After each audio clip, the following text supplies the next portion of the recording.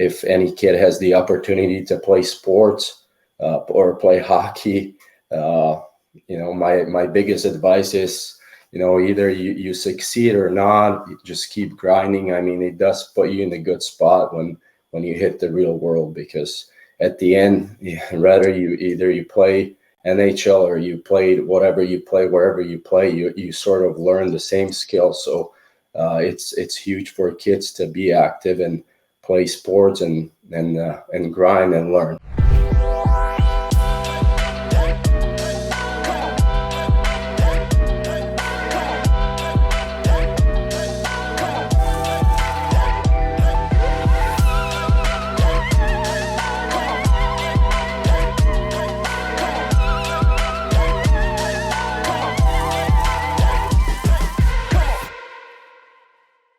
What's going on, everybody? Welcome to Pucks to Properties. We got Tom, the one and only Mealy, and we got a newcomer to the podcast world. We got Rado Illo from Czech Republic, all the way to Czech. Obviously, he's not living in Czech right now, but welcome, Radoslav. How's it going? Hey Bob, right from the get-go, I gotta say I'm from Slovakia, but Slovakia, dude, you're killing me. You're killing me. It's right there, so I don't get offended. You're fine. Actually, no, you're right, because I did check. You played in the Czech your last year of playing, so I am 100% wrong. But hey, anyway, let's get rocking and rolling. You are a newcomer to the podcast world, but before we obviously introduce you. Tom, obviously, thanks for being on. It's been a little bit since we've been on one of these. But anyway, this is brought to you by Riva Global, which is a premier virtual assistant staffing company, and also Perch Rock LLC, which is our real estate investment company. And Tom, why do we do this podcast? Bob, good to be back. Tom. I think we took off, 2-3 weeks, maybe 4 weeks. I don't even know. I think we needed to recharge the batteries and get back to neutral. Had a bunch of shit going on. Couldn't reschedule this episode more. Sorry about that. We bumped them maybe 3 or 4 times, and not for lack of trying, just getting everybody on the same schedule is difficult, But anyway, why we do this episode, or why we do this podcast, is to essentially give back to the game, create a coaching platform that is essentially, what we use for, recruiting new guys, helping guys transition from the game of hockey into the real estate space, whether it be fix and flip, buy and hold investments, retail brokers, agents, maybe want to do some private lending or landlording, any type of avenue into this business is essentially what we've created here in terms of reaching out to us and essentially using us as a platform to kind of kickstart the career and let them know that there is light at the end of the tunnel. I know the game is something that we love, and it gave us everything we have today, but it does come to an end. And sometimes there are guys that struggle with that transition, which is why we've created this as an outlet for helping guys make that jump. Nice. Well said. Well said. I do have to apologize first and foremost. You asked if I got a haircut, but the light is shining down on my soon-to-be bald spot that's getting bigger and bigger. But hey, I have a hat, Tom. I told you I could cover it up, but hey, what the hell? Let's rock and roll. Rado, tell us a little bit about yourself, my man.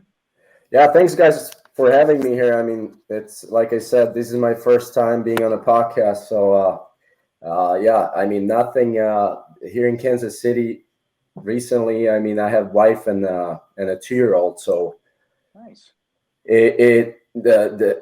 Besides doing real estate and hockey as well, my kid keep me busy, and it's been great. It's getting better by day. Tommy knows how it goes with the little kid recently, but I'm here in Kansas City and just trying to get my feet wet and learning every day. Either it's real estate or people, but I think I'm in a great spot right now, and I'm pretty happy with where I am. Cool. We'll break that down, and we'll just go over a little bit of your background. You played in the USHL. You played for Bemidji. I'm butcher this. Bemidji State, correct, for 4 years? Yeah, that's right. Yeah. Fantastic. Bemidji. And then went to, you played for Norfolk after that. You played in to Slovakia, then to East Coast for, what was it, 3 or 4 years? How many years did you play in the East Coast? Actually, I only think it was 2 years. 3 years. 3 years, Yeah. and then last in Czech. So, all right, let's talk a little bit about that. Obviously, we break stuff down, and I think it's very, very important. You know, you're from Slovakia, coming over here, obviously going to college. Did you get your degree in college? I did.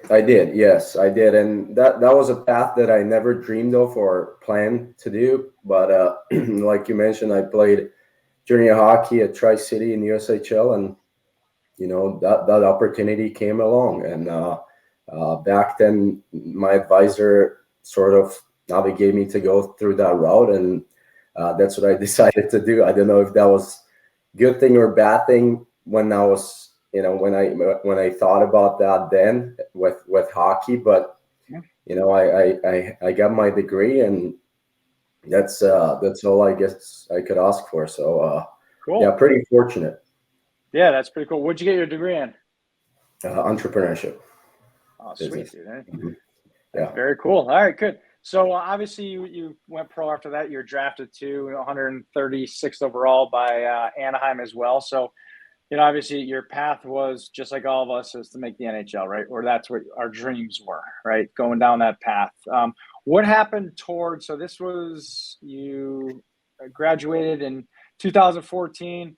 Played for Norfolk right out of there in the AHL. I'm assuming that was right after the year, or was that playoff time?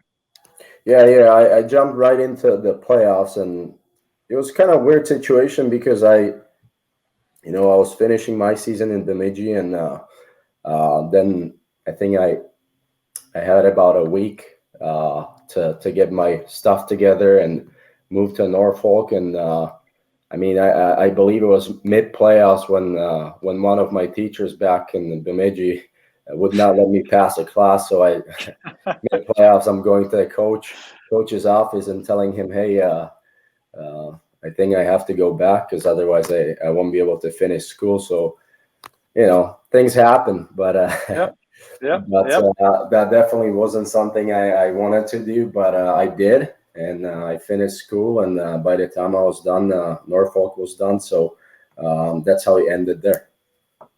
And I do have to say, what a jackass teacher. I'm just going to throw that out there. Absolute jackass, because if they're holding their hands to that instead of doing it online, but that's a whole new episode we'll talk about.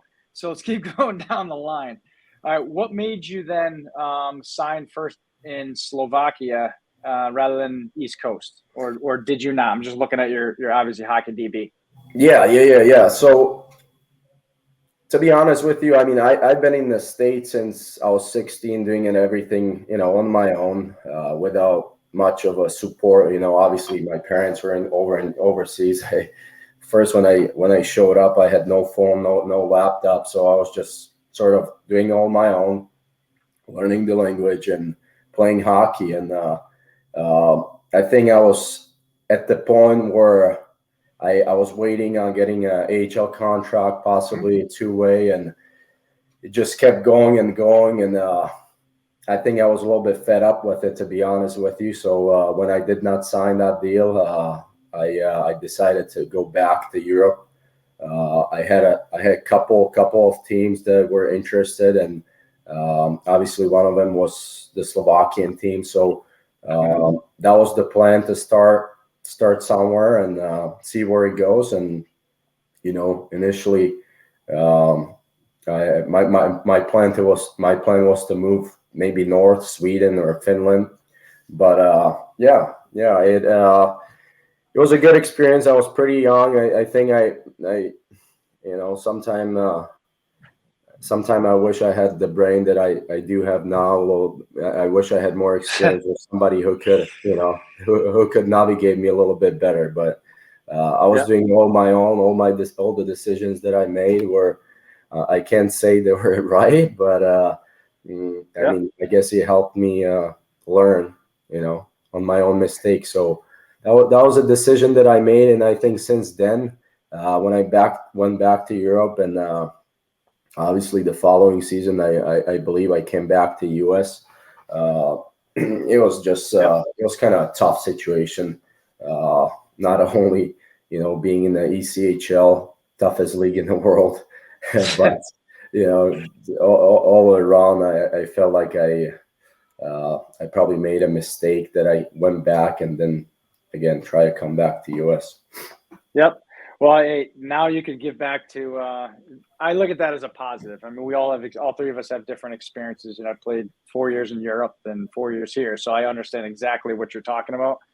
Because we always question ourselves, we second guess ourselves, especially in the hockey world, because you never know what decision you're going to make is not going to lead you to where you want to go. So, but the positive thing is you'll be able to give back to any young player that asks you a question. And this is one of the other reasons why we do this, because a lot of stuff that we've done in our lives, we made mistakes. Being young, especially going to Europe. I remember going to Europe, I got dropped off. I played in Italy. I got dropped off. I had no cell phone. I didn't know how to call home, dude. I was like, literally, I got dropped off in an area where the key to open my door was like this long, and I couldn't even figure out how to open the door. They got Jari Torki from was it Finland, dropped me off. I'm like, dude, like I had no phone. I didn't know what to do. So I understand your pain, but it's part of the game. It's part of the learning experience. Exactly what you do. So let's jump from there. And I know, Tom, you're going to ask some questions because I think this is important.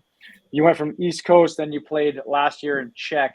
And then when did you get married? Because you have a 2-year-old. Is that correct? Yeah. Yeah. So I got married in 2019. And sorry for the noise. I'm working from home office right now. My 2-year-old is knocking on the door trying to get in. You do not have to. I'm on borrowed time right now. She's sleeping at the moment, so we got to back this out in about 30 minutes here. Good timing. But yeah, I mean, going back to what you say, I mean, I take all these things that happen, on a positive note. I'm a coach myself right now, besides doing real estate, and I think that's what helped me.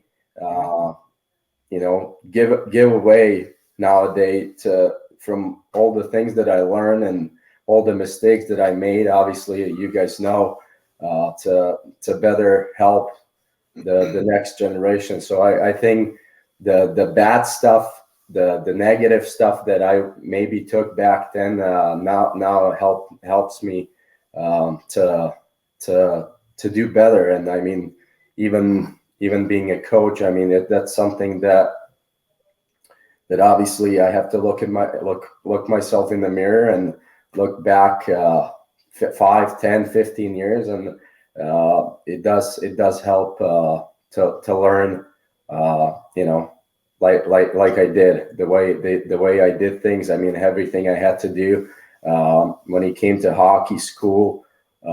I had to figure out on my own. So there was no mommy and daddy. Obviously, I had friends, but that's something not all the time you share everything with your buddies. So it does help me. Yeah. Absolutely. All right, good stuff. And then so let's talk about the transition, right? Let's talk about the transition. You got a business degree, entrepreneurship. What made you choose real estate over getting into whatever? Because obviously you see when you graduate from college, there's typically a network of individuals, especially in the entrepreneur business world, that you could go that path or the path that you chose. So why did you take that path? I had a great opportunity being a hockey coach. You meet a lot of people and parents, and building homes and that type of stuff was pretty natural to me, as my father has a company that they do all kinds of stuff, build homes and other stuff. So that was I grew up being on construction side of things, let's say, and then when I was coaching here in Kansas City, one of the parents owns a company, has a team of agents that do well.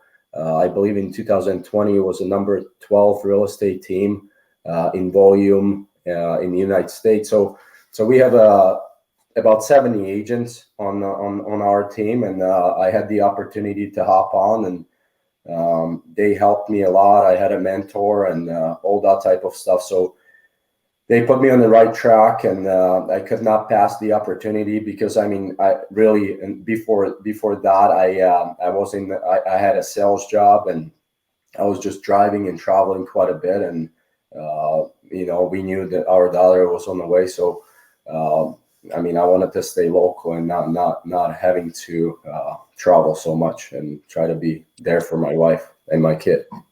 I love it, dude. So what sales job do you have? Because a lot of ex-players, they either do sales or real estate. That's a very common thing. Same with Tom. Tom did sales for a long time as well. So give us a rundown of what that looked like. I was working with high schools, colleges. I was with Fundraising U company. So basically talking to coaches that, needed to fundraise. So I would be going, anywhere in Kansas and Missouri, driving most of the day, waking up at 5 and trying to make it there before school starts, and signing coaches into deals and fundraising, and I was on the sales side, so it was going well. I couldn't complain, but like I said, with the real estate coming in the way, so that was something that I couldn't pass. So and to this day, I mean, I'm very lucky and fortunate that I took that opportunity. I think that not only helped me, learn a lot in the real world, and everything that comes that way, but it's just so much better. I mean, I have my own schedule, and I mean, I can work morning to evening, but at least I know I'm building in my own. So It's been good. Cool. So where did you meet? So you have your sales job. How did you get introduced to the agent world and the real estate? I know you already had the background with your dad, obviously building, et cetera, back home, but how did you get involved or introduced into this world? Well, it went down pretty quick. I knew real estate in the United States is big. Then there's money to be made.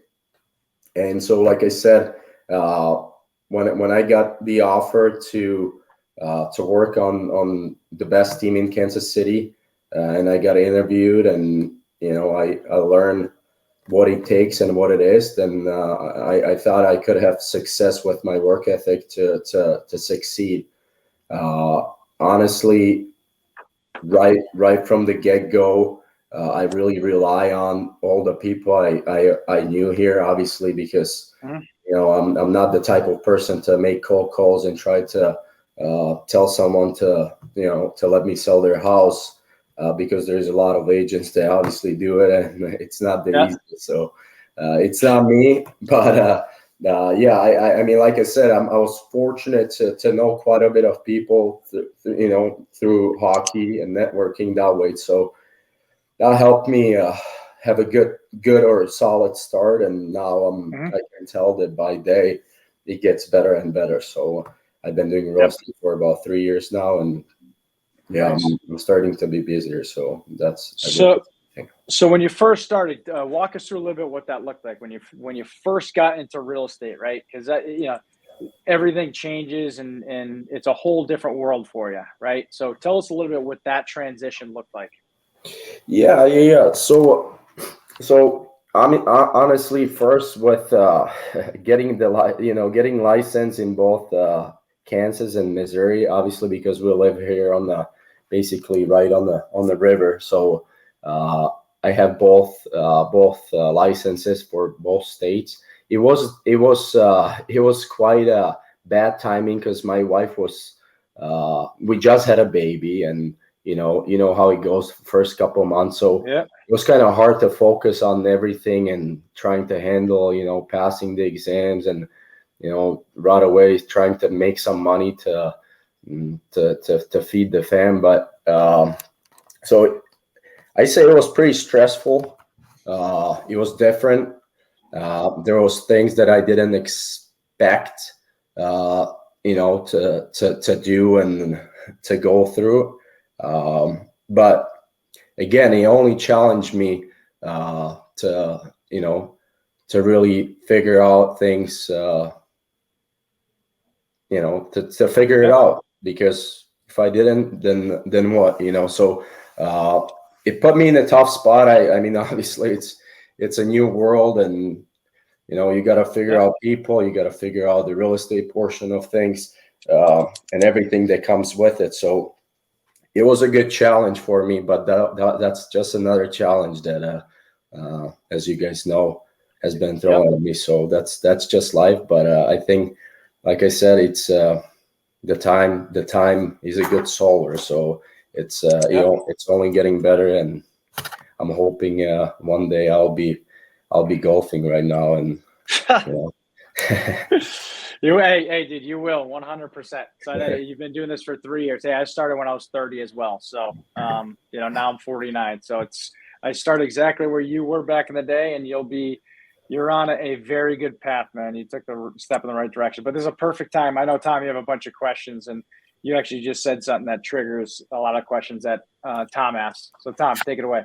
Yeah, so first of all, kudos to you for, English being your second language and coming over here, not only for hockey, but, transitioning that into the business world. That can't be easy. I remember, just like Bob, when I played overseas, and I couldn't even imagine, basically settling down there and learning the laws, learning the language, learning how the business of real estate operates over in the countries that I played in, let alone someone like you coming over here and just learning everything about the U.S. and how, different. Is Missouri an attorney state or a title state? Attorney, I believe. So you do need a real estate attorney to do a transaction in Missouri. I'm sorry. No. Title. Okay. Yeah, just a title. So just little things like that, and much easier to do a transaction in that area of the country. One of the biggest takeaways from listening the last 10 minutes here, and I'm sure Bob wrote it down, is you've mentioned the word team multiple times. And that's something we preach on every day, in our environment, in our office. I think that, in the beginning, when you first, got out of hockey, it sounds like you were kind of on your own, doing a lot of the sales stuff. And then I think you noticed for yourself, once you transitioned out of that into the real estate space, joining a team, having a mentor, and essentially being guided in the right direction. I think you personally, from what I'm hearing, is that you noticed that's when you started to kind of catch fire and really start succeeding and seeing success. What could you say about, guys that are thinking about doing everything on their own in the beginning and being a one-man show as a part of, joining a team and essentially getting up and running from the start? Because to be honest with you, I've never been on my own, and Bob knows this, from when hockey ended until I am now. I've never been that agent that's been with, Keller Williams, and you hold your license there, but essentially at the end of the day, you're on your own for lead generation. You're on your own for transaction coordination. You're on your own for literally everything. And I don't even know what that world is like of being on my own. So I literally went from the locker room into the best possible environment that you can think of. And I get very lucky, and I'm very grateful for that. So what could you say to guys about your experience on the, being on your own as opposed to where you are now? Yeah, I think you're spot on, Tommy. And to dig in a little bit more on that topic, you saying, figuring out not only the language, but really the people and where you live and how things operate.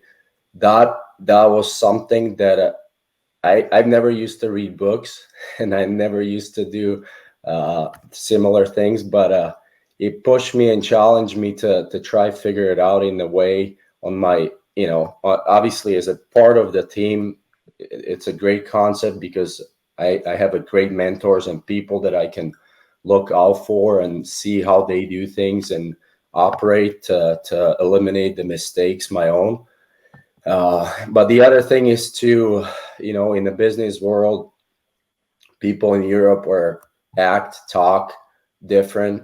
And I mean, obviously when you have a business conversation, you got to be kind of sharp, and little things can make a big change. So I had to learn the psychology side of things, how that works, and I've been reading books and on different topics, and obviously including real estate and all that type of stuff. So definitely the team concept helped me. Not only, I don't even think I would be able to do this if I did not have a mentor or team or people, a group of people that I could learn from, because this is something new.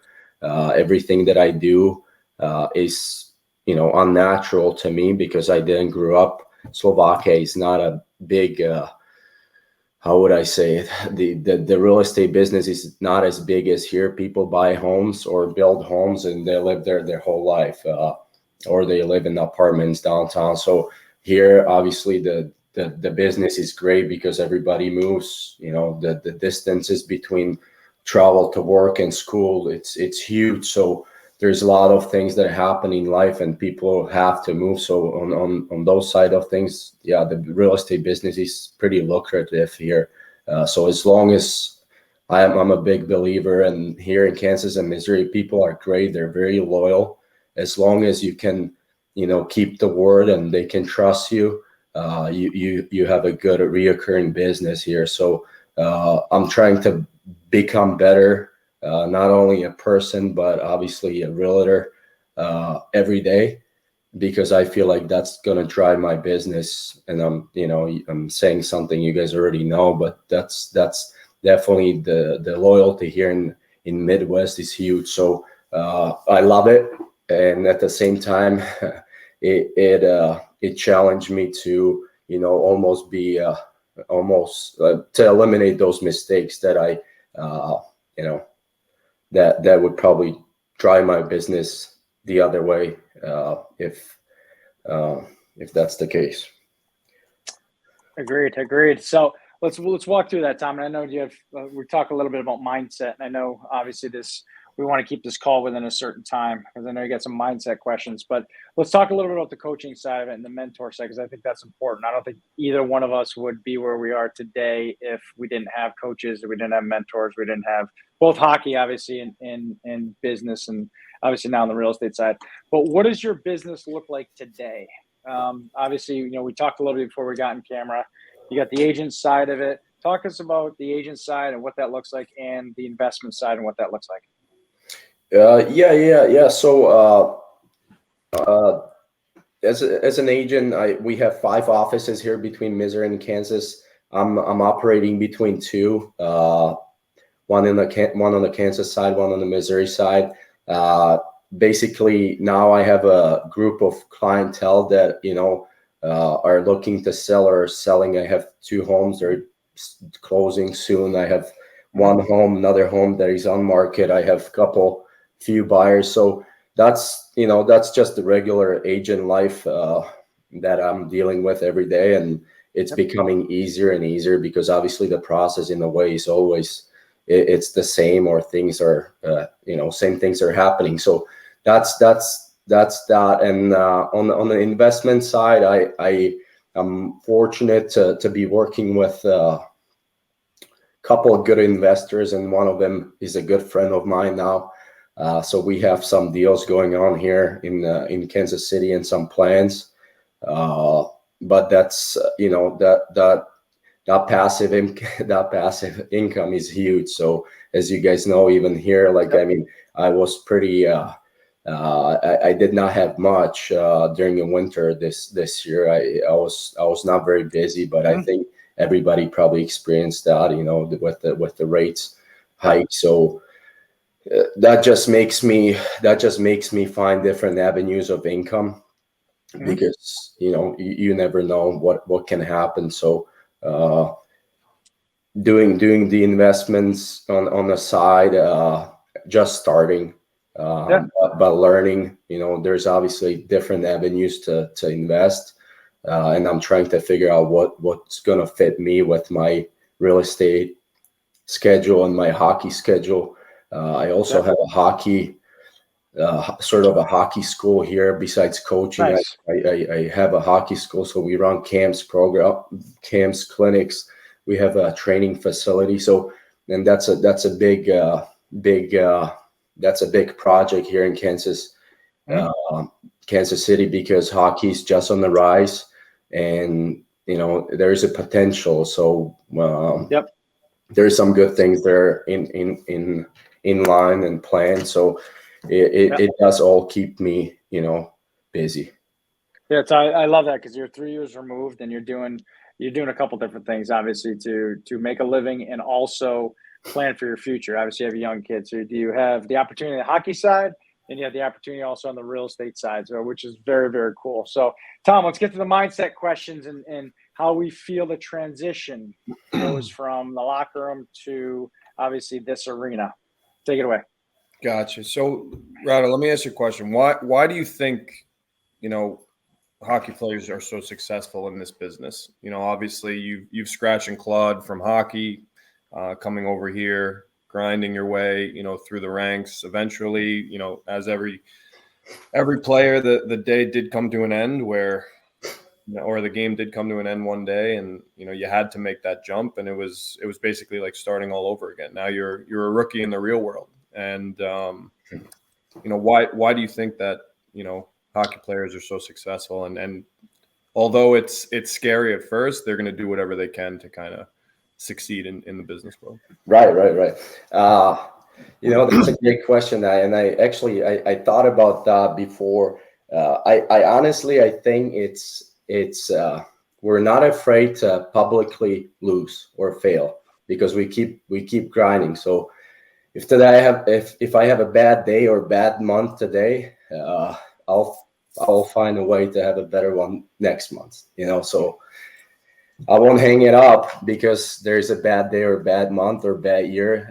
It's just another challenge. So I think we're able to keep grinding just like we did when we played, and we're honest with ourselves. I'm not going to blame you or anybody else. I'm going to blame myself, if anything. So just the way to learn new things and gain new skills and try to be better realtor, better husband, father, all of that type of stuff. I think I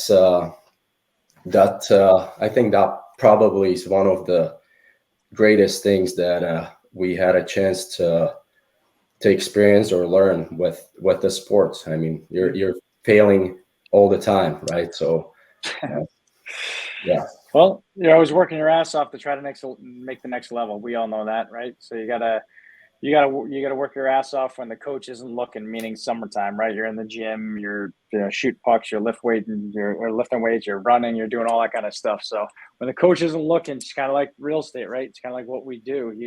You learn majority of the stuff when people aren't looking. So I think that's important. So let's keep rolling with that, Tom. God, so essentially, the next thing I want to touch on is kind of, you're on your own schedule. Hockey, you got to be very disciplined. Business, you got to be very disciplined. It's kind of hard sometimes when no one's telling you that you got to punch a clock and be somewhere throughout the day. So let's touch on what your day-to-day is like right now in terms of balance with hockey, with real estate. How are you scheduling your days? How often are you on the ice? How often are you at the office? What's your day-to-day like right now? I think I mean, the time management side of things is huge, as you guys know, in real estate, and combining that with hockey. I have a set schedule that I have with hockey, and now since it's growing a little bit, I'm able to book ice ahead of time, or put my schedules out there when I'm available. I have more help now. I have some younger coaches and assistants that are able to help me. But I still, for most of the time, I have to be hands-on, hockey-wise, training-wise. So I put down, I make my schedule, month, 2, 3 ahead of time. And then combining that with real estate. Real estate is that's my full-time job. So, from Monday morning meetings, team meetings, to doing all that fun stuff, marketing myself, and working on with my clients. That takes most of my time, doing open houses on the weekends. All that basically keeps me busy during the day, and then at night I coach hockey on Wednesdays during the season. So from November till about March, I do that, and that's basically 2 hours that I'm on the ice. So it's not crazy tons, but I can always make it work. With if I have a showing or if I have something going on, I can always make that work. So yeah, sometimes it's challenging because you're pulled a couple different ways, and especially with not only coaching but doing what I'm doing to run basically my own hockey brand. It makes me be responsible for my own hockey business as well. So it sometimes it can be challenging, and I can be a little bit overwhelmed, but at the same time, hockey is the thing that keeps my head straight, and there's a purpose also, and that's what I've been doing my whole life. So at the end, if I help a kid or a player, and their parents are thanking me, and so that makes me happy. And they might call you if they want to sell their house. That's the hope. No, that I do have quite a bit of clientele through hockey as well, so it does help at the end. I always tell them, hey, you let me sell your house, you got training for free. So that's how it goes. No, and let me just add that, Tom. I know we're on towards wrapping up because we're at 35 minutes, but some of the takeaways I think is really important. First of all, great job. This is your first podcast. You did a phenomenal job, so thank you. And also, just like Tom said, kudos to you for being 3 years removed from the sport and taking the steps, obviously on the real estate side and also on the coaching side, because real estate's a perfect business where you can do it while you actually have a coaching job. So we interviewed and have done a couple episodes with coaches as well, and it's kind of funny that you're jumping in that world, because that's a very, very great industry, which is real estate, to do both coaching and also the real estate business. So well done on that side of it. If anyone wants to get a hold of you, what's the best way to get a hold of you? Because when I look at it, there's a lot of Europeans that come over here that maybe are in your same position to say, shit, you know what, I don't know what to do next. Now, obviously, they're going to see your podcast and say, hey, you know what, you may be an inspiration for them to be confident now to jump into that arena, but they may need someone to bounce ideas off. So what's the best way to reach you? Yeah, either social media, or then reach me through my phone, email. I'm not sure if that's something you want me to give out here, but go ahead, give it out. It could be RadoIlloHockey.com, or through my Rado.Illo@reesnichols.com. They can reach me, and I'm available almost 24 hours a day. So I appreciate you guys having me on here. And with it being said, you just mentioned real estate lets you do other things which other jobs wouldn't. And I chose to be a real estate guy, and I've had opportunity to go in like a medical sales device type of deal, but that's something that I would not let me do coaching, and would not let me help these kids here and grow hockey here. So it was a choice, and I think it's a great choice. I know it's not probably the most from the get-go you don't make a whole ton of money, but I see a good potential here, and it does keep me happy and keep me busy, and I just love to give back. And I think if any kid has the opportunity to play sports or play hockey, my biggest advice is, either you succeed or not, you just keep grinding. I mean, it does put you in a good spot when you hit the real world, because at the end, whether you play NHL or you played whatever you play, wherever you play, you sort of learn the same skills. So it's huge for kids to be active and play sports and grind and learn. So yeah. All roads lead the men's league anyway, so it doesn't matter, right? It doesn't matter. But hey, no, this is a great episode. Thank you very much. I really, really appreciate it. Good luck with obviously your wife and your 2-year-old. So really, really appreciate it. Looking forward to seeing you kick ass and be successful in the future, dude. Appreciate Awesome. it. Thank you. Thanks, man. Thanks Awesome. a lot, Thanks. Tom. You Thanks, got it. guys. Thanks, buddy. Appreciate it. Great Thanks job, for man. having me.